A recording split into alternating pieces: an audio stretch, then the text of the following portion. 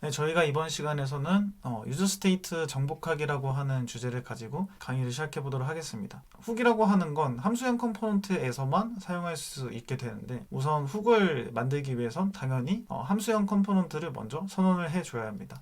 우선 이 펑셔널 컴포넌트라고 하는 어떤 파일을 제가 이런 식으로 생성을 해 놓은 상태에서 지금 보시면 리액트 라우터를 활용해서 페이징 처리를 하고 있어요. 근데 기존에 있던 코드가 날라갔어도 아직 저장을 안 했기 때문에 오른쪽에 이렇게 나오고 있는 모습을 볼 수 있는데, 보시면 저희가 펑셔널 컴포넌트라고 해서 함수형 컴포넌트를 생성을 해 줄 겁니다.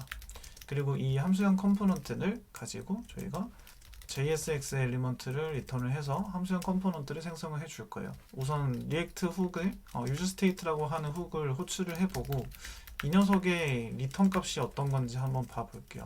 보면은 유즈스테이트를 저희가 콘솔에 찍어서 확인을 하게 되면은 이런 식으로 배열을 리턴 받게 됩니다. 배열을 리턴 받게 되었는데, 유즈스테이트라고 하는 훅을 호출한 이후에 저희가 console.log에 인자로 주었더니 저희는 배열이라고 하는 값을 받을 수 있었어요. 그런데 이 배열이라고 하는 각각의 요소들에는 두 가지 요소가 존재하는데, 첫 번째는 undefined, 그 다음에 두 번째는 함수가 들어가게 됩니다. 그러면 제가 만약에 유즈스테이트에 어떤 인장값을 주게 되면은 첫 번째는 0이라고 하는 요소가 나오고 두 번째는 함수가 나오게 됐어요. 그러면 이게 무엇을 의미하는지 한번 살펴보도록 하겠습니다. 우선 저희가 함수형 컴포넌트에서 유저 스테이트를 활용할 때 이런 예제를 굉장히 많이 보셨을 거예요.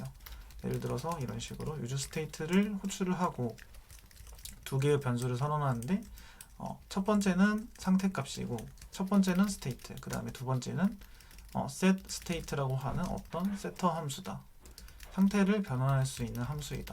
그런데 보시면 이 유저 스테이트를 호출을 했을 때 두 가지 요소를 저희는 리턴을 받게 되고, 두 가지 요소를 리턴을 받는 건 아니죠. 사실 하나의 요소를 리턴을 받는 건데, 이 하나의 요소가 배열이고 이 배열 구조분의 할당을 사용해서 각각의 변수에 담아놓는 행위를 하고 있는 것 뿐이에요. 무슨 이야기냐면, 저희가 예를 들어서 어떤 배열이 있다고 하면은 예를 들어서 1, 2, 3 이런 식으로, 그런데 이 배열에 있는 각각의 값을 가지고 저희가 변수에 담으려고 할 때 일일이 변수에 담게 된다고 하면 이런 식으로 굉장히 번거롭게 담아야겠죠.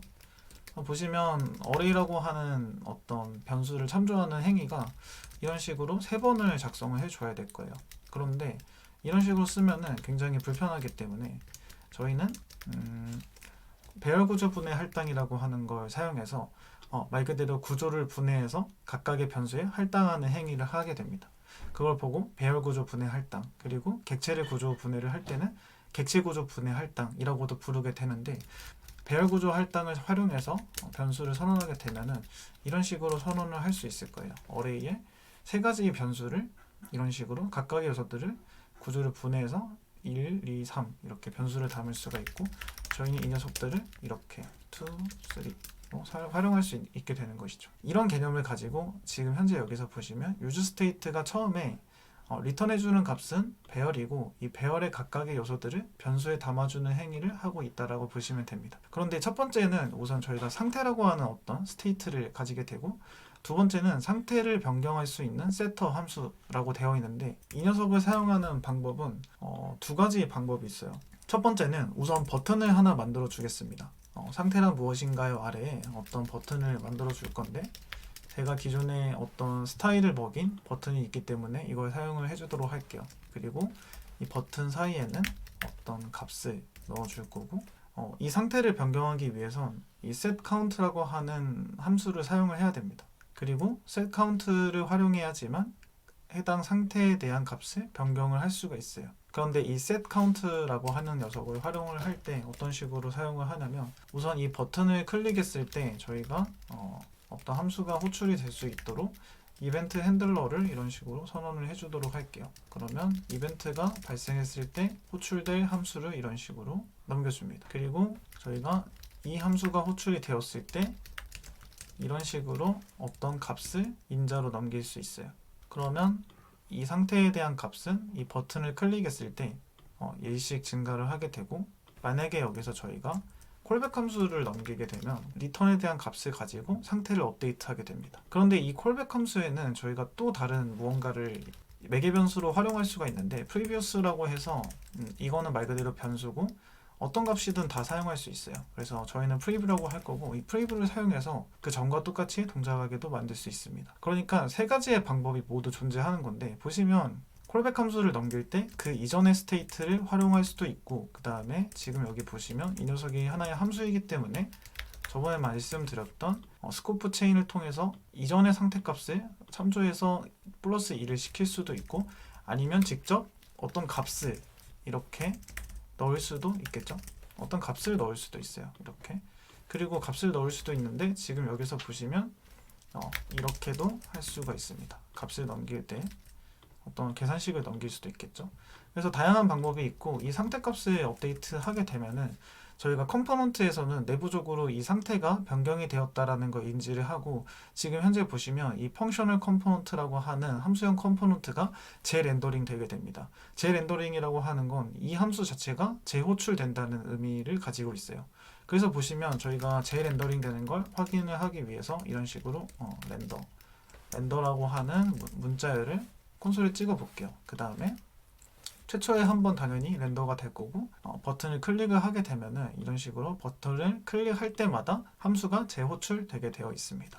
그래서 함수가 재호출이 되었는데 만약에 우리가 상태라고 하는 게 바뀌었을 때 해당 컴포넌트 자체가 재호출된다라는 규칙을 가지고 두 번째에 저희가 어떤 예제를 보여드릴게요. 그러면 예를 들어서 만약에 상태값이 이렇게 두 가지가 존재하고 한 번 클릭을 했을 때 두 가지에 대한 상태값이 동시에 늘어나게 되는 경우라고 하면 저희가 규칙에 의해서는 하나의 버튼을 클릭을 할 때 두 개의 상태값이 변경이 된다라고 하면 저희가 첫 번째 버튼을 클릭을 했을 때 두 번째 상태값도 바뀔 거고 해당 컴포넌트는 그러면 규칙에 의해서 두 번씩 렌더링이 되어야 하는 게 정상이라고 생각할 수 있어요. 정상이라고 생각할 수 있는데 저희가 그러면 한번 실험을 통해서 한번 확인을 해 봅시다. 보시면 첫 번째에는 당연히 렌더링이 될 거고 저희가 이 버튼에 이벤트 핸들러를 걸었기 때문에 이 녀석을 클릭을 하면 함수가 두 번 렌더링 돼야 되는데 보시면 한 번밖에 렌더링 되지 않았어요. 리액트 컴포넌트에서는 어떤 상태값이 바뀔 때 같은 렌더링 사이클 안에서 다른 상태값이 만약에 같이 변경이 되게 되면은 한 번만 렌더링이 되게 되어 있고 이걸 가지고 저희가 일괄 업데이트라고 부르게 되는데 영어로 하게 되면 배치 업데이트라고 부르게 됩니다. 그리고 이 배치 업데이트라고 하는 건 제가 인스타그램에도 어떤 카드 형태로 작성을 해서 소개를 드렸었던 개념인데 리액트에서는 어떤 특정 핸들러에 의해서 상태가 이런 식으로 해당 컴포넌트에서 두 가지 상태가 같은 순간 바뀌게 되면은 한 렌더링 사이클 안에서 두 번 재호출되는 게 아니라 한 번만 재호출되면서 렌더링이 되게 됩니다. 이걸 가지고 일괄 업데이트라고 불러요. 그리고 이 상태값이라고 하는 건 세터 함수를 사용해서 사용을 해야 된다. 그리고 첫 번째 저희가 인자로 주는 이 값은 디폴트 값이라고 해서 저희가 처음에 렌더링이 됐을 때 디폴트로 사용할 수 있는 값을 가지고 이런 식으로 렌더링이 되게 돼요. 네, 여기까지 리액트 유즈 스테이트에 대한 강의를 마치도록 하겠습니다.